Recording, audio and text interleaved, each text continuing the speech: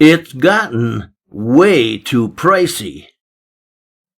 A week ago, the twins and I flew out to New York City to see their favorite baseball team, the Yankees, play the A's. Each of them had led their college team consistently, Josh in on-base average and Darnell in double plays. A birthday gift, I'd made myself forget about the airfare, trying hard to focus on the fun we'd have and all. But by the time we'd found our seats and hailed for drinks and popcorn, I discovered, as the umpire hollered out, "Play ball!" I was out of cash completely, leaving me with only credit cards to pay for things we'd purchased theretofore. I thought of Josh's comment. In the seventh inning stretch, we'll need to do some shopping at the seventh inning store. Thinking back to what the caps and t-shirts used to cost when I was young and Dad took me to games like this one here, right away I knew that I'd be maxing out my credit to buy them each those very things, plus hot dogs and a beer. Having heard the rumors, but too dumb to check them out, I should have known the cost to see the pros was through the roof, and by the time I'd sprung for what they'd chosen for their gifts, adding up receipts for all I'd paid for was the proof. Together with their birthday presents, half a dozen hot dogs, a couple beers for each of us, and what the flight had cost, plus what I'd paid for 3 great seats, the fun had slipped away. And then, to top it off, them stinking Yankees went and lost. Ain't no way in hell we're ever doing that again, 'cause if we'd all stayed home and watched them lose on our TV, we'd all have downed the same amount of grunts for 1/10 the cost. And the price I paid for just one shirt, online, would have bought all 3.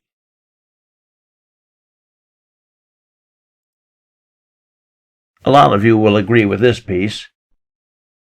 Man's best friend. Can't believe I used to think, when I was very young, that dogs made poorer pets than cats and birds. Well, it wasn't long before I learned how awesome dogs can be, which changed my mind and made me eat my words. Birds are nice to listen to, and cats can be amazing, and I was always pleased with those we had. But I have found that neither work as hard to earn your love, especially like the one that saved my dad. Katie was a setter, with a shiny copper coat and hazel eyes that took your breath away. Still a pup the year my father's tractor lost a tire, which overturned, and there my father lay, pinned beneath the steering wheel, half a mile from home. Dad could barely breathe and would have died. But stroking Katie gently, knowing if he hadn't told her to save his life she'd need to leave his side, she'd have never left, he whispered, "Katie, go for help." Then, doing as he told her, off she flew. And knowing no one else was home, she ran to Harvey Michaels, the nearest friend of Father's that she knew. Katie's frantic barking made it clear to Mr. Michael that something very terrible was wrong. And racing to his pickup, Katie knew he'd understood, and as she headed back, he trailed along. Lying there unconscious, Dad was very badly hurt, and had his dog been anywhere but there, and had she not obeyed and found him someone who could help, then quickly led the way to show them where, Gordon would have likely died, and had he passed away, we never would have known of Katie's deed. Dad would often claim she was the smartest dog alive, and every time he did, we all agreed. Add to that the fact that at a ski resort in Denver, a toddler was abducted by some guy who told her folks he'd sell her back for $50,000, and if they didn't pay, he'd let her die. Well, the family's German shepherd, with his nostrils to the ground, went racing to a van out on the lot. Colorado trooper stormed the van and saved the child. And 50 years is what that bastard got. And I read where, up in Idaho, while camping with his family, a 4-year-old had wandered off the site. And after searching long and hard, but unsuccessfully, and fearing that he'd not survive the night, state police showed up to help with search dogs, turned them loose, and half an hour later, he was found. Cold and scared, but still okay, another missing child was rescued for its family by a hound.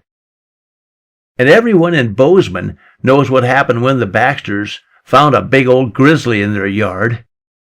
Who raced out to chase him off from where their kids were playing?